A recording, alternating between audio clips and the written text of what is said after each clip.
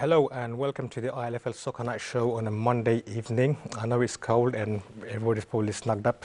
But anyway, my name is Nandamia and on my right I am joined by Hafizur Rahman and Dale Hathaway from London Legends. Welcome, gentlemen. Thank you. And on my left I've got the usual suspect, Rashid Ali, and we've got our latest recruit in ILFL, Azmul Ali. Welcome to the show.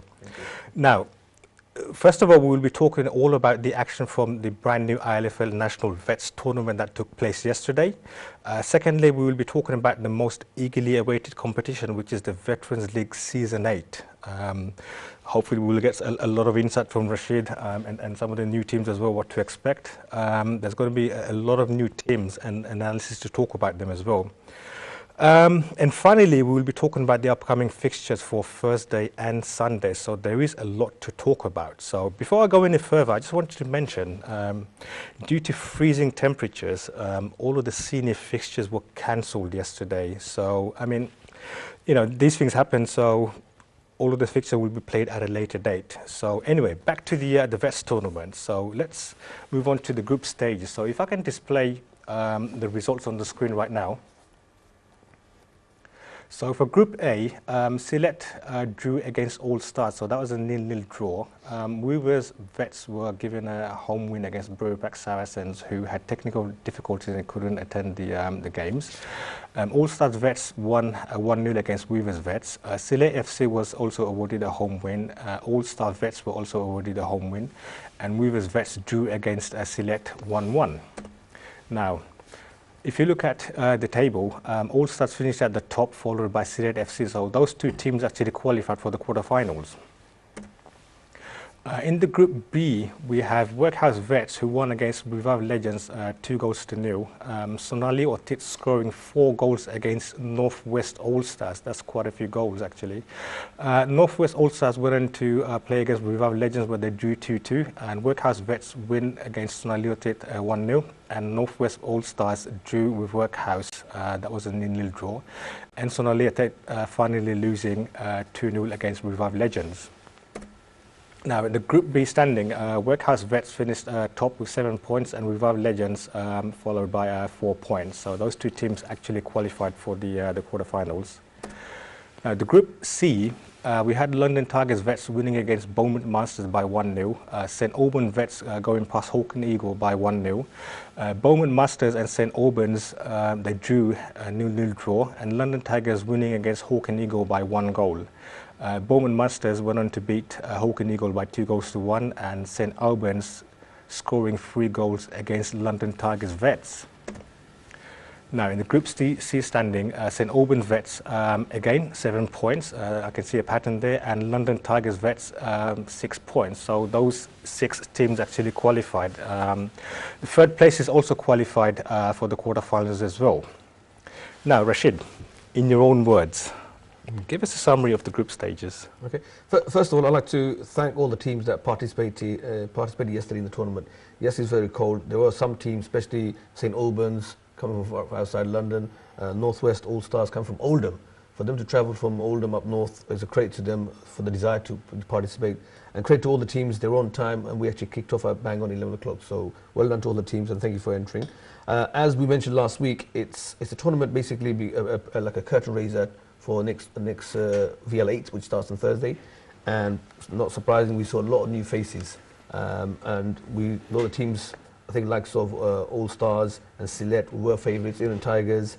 So it was nice to see new faces. There was no easy winners, so it was the group stages. I think more or less the top teams deservedly going through. Yes, we had the added bonus of 2 best third place, which gave everyone an incentive. So the last game did matter, and it did actually come into fold to qualify for the quarterfinals. And hopefully, we look for quarterfinals. But overall, it was a good setup. It was nice to see the players, even in the cold, and everything kicked off, and it was nice to play by all the players. Fantastic. Azmul, I'm going to bring you into this. Hawke and Eagle has not been doing very well recently, have they? So what's going wrong?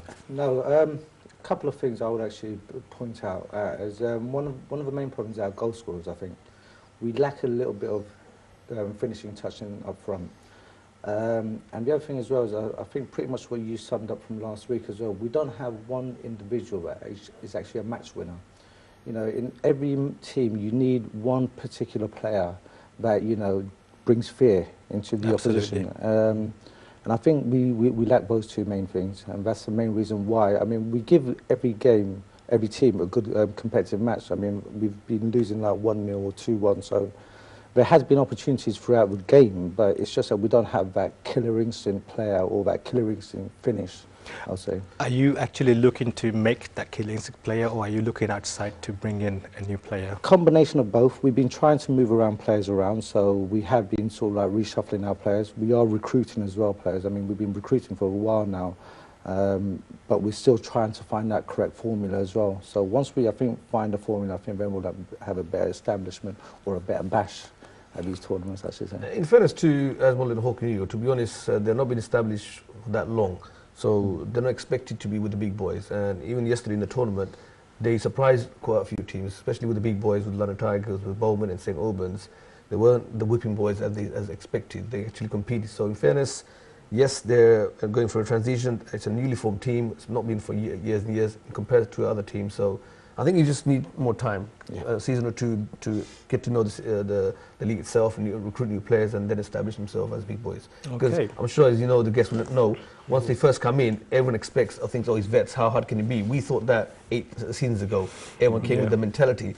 But game 2, everyone changed because it's not walking the path. We have to take it seriously. You have to train. You have to have a decent side. The players have to perform to a certain level, especially now with the 3 divisions.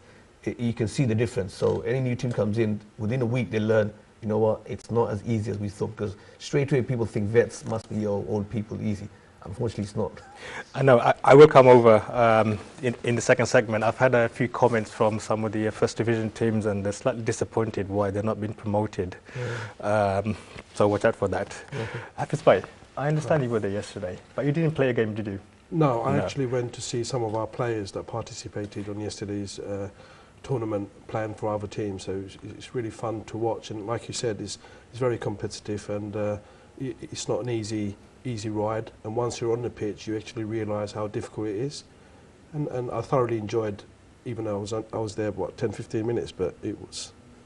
It gives you a flavour of what to expect, I think. Yeah. Especially with the pitch, a lot of people underestimate the pitch. It is quite big. So it's an advantage for the skillful players to run and to dribble, whereas in stepping in the pitch is quite narrow, so you don't get that space and flexibility. So a lot of people get surprised once they're on the pitch. From outside it may look easy, but once you're on the pitch, it's quite a big pitch for a 7-a-side, which is a good thing. It is a very big for pitch. The skillful players. You've got the space, you've got the time, so teams with skills should take advantage of that.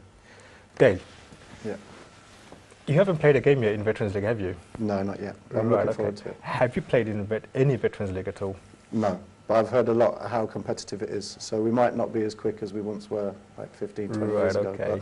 So you're definitely in the squad for VL8, for London Legends. Great, okay, so we'll be watching out for you anyway. Rash, I know Sonali Otit scored 4 goals in one of the fixtures, but they didn't go through, did they? No, surprisingly, the teams was not as strong as we expected, but obviously given the weather, given the management, obviously probably don't have access, because they're another team similar to Sylhet and All Stars. It's not an actual team, they're actually a name that recruit players from other teams. So obviously, depending on what they had available, they weren't the strongest, to be honest. I expected a bit more from the Oldham boys, but obviously they disappointed as well. But credit to the teams that did go to quarterfinal. I think deservedly they were the favourites in the 3 groups.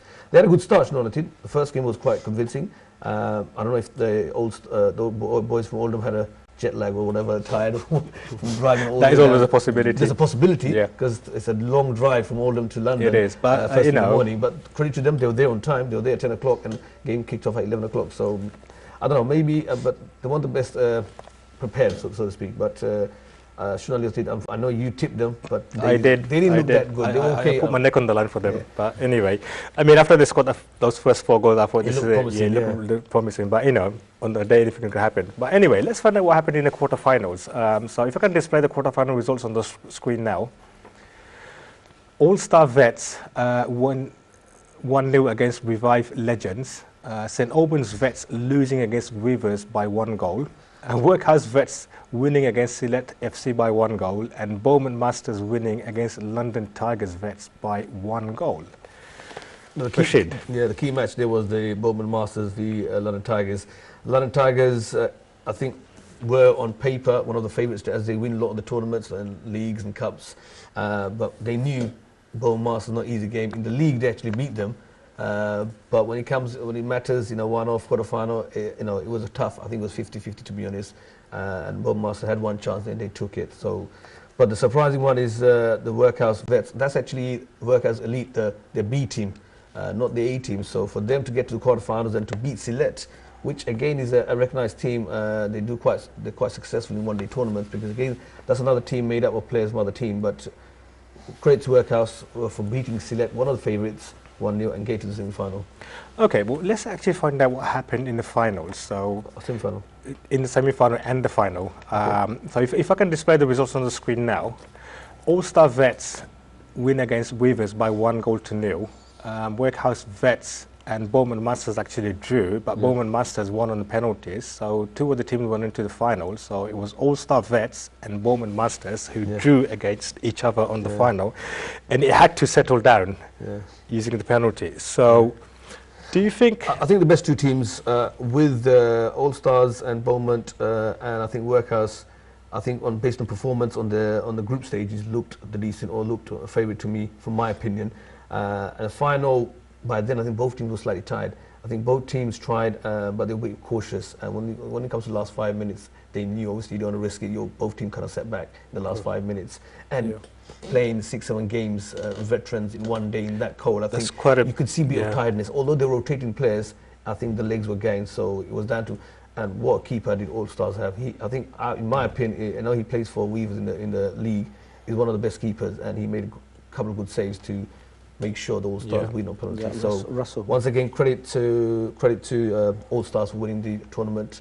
Absolutely. Congratulations to All-Stars for winning the tournament. I mean, what do you know about All-Stars? I mean, I haven't seen them come across before. Well, it's a mixture of, again, they from Camden, and some of them play for Tigers, some of them play for Weavers, and few new faces. So again, it's a mixed team of friends. They normally enter tournaments. They don't participate in the league because they play for individual teams, so Weavers, Tigers, various other teams. So it's a mixed team of friends that live in London area. So they normally enter tournaments as participate and enjoy themselves. So credit to them. It just shows, similar to Sylhet, it's not a team, it's a mixture of players, similar to Shonali. There are some teams, they're not really... Sometimes it works, doesn't it? It does work, and for them it's about participating, enjoying, and having a laugh. And if they win, they win. If they don't, they don't. Because I know in the past they've entered other tournaments outside London, and I've heard they've won 1 or 2 outside London as well. So it's not a new thing. They're used to each other, they're friends, they enjoy, they participate, and they try to win tournaments. Asmo, now you've played in the Veterans League for a number of seasons. Yeah. And you've played in the Vets tournaments as well, quite a few tournaments. I mean, in terms of quality, how do you think they compare? What, between the leagues between the leagues and the tournaments? Well, one of the things you have to remember is in tournaments you have to be very fit, or you have to have a very big squad, because when you get to the quarterfinals, the semi-finals and the finals, that's when legs do come into it. I think we just saw the quarterfinals, all of them winning 1-0. So you could tell, or you could predict some of the games where they're trying to just get that 1-goal win and then just try to hold, or just try and play defensive, or try to actually, reduce their energy levels a bit until... Whereas in the league games, that's like, I think I would say, bread and butter. That's where teams want to prove themselves. So, week in, week out, they'll bring their best team, what they should do, and actually try to be successful. You might have one bad result, but that's not going to affect you. Obviously, in the tournaments, you have one bad result, you go home. So they're the major factors. But I just want to also say that in terms of what a superb pre-season, just a preparation for the Vets tournament to start. You've got all the big boys coming in. You could see some rustiness in some of their plays a bit, but you could actually see... Okay, Asmo, I'm going to have to cut you off for here. You can continue your sentence in the next segment. We're going to have to take a short break, so don't go away, stay with us, and we'll be back in a few moments.